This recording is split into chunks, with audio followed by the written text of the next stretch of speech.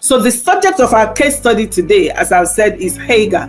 Hagar was a young woman who found herself in a situation much like most single parents today find themselves in. Okay, to start with, Hagar did not ask to be pregnant.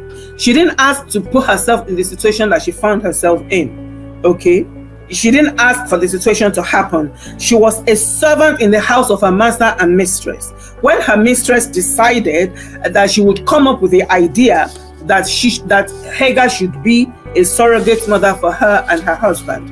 Have you ever been in a situation where a decision is made about you and you don't have any say in it? That people make a decision for you, and the decision is going to, the consequences, you are going to have to bear the consequences of that decision, and it's not something that you have a hand in at all.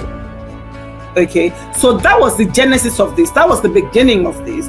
In the first place, she didn't ask for this to happen to her. Okay, but then when she became pregnant, she became cocky, she became arrogant, and she forgot herself. But regardless of all of that, I want to tell you that God is not placing so much emphasis or importance on the circumstances that surround that situation. He is not placing so much emphasis or importance on the circumstances that brought you to where you are today.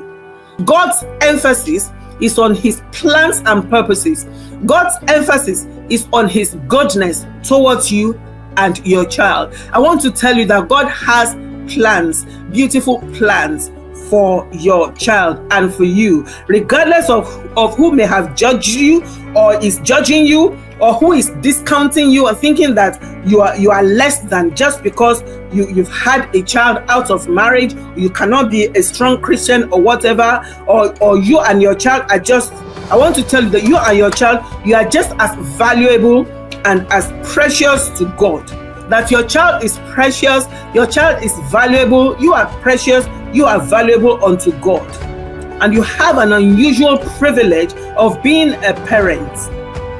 And with that comes unusual grace.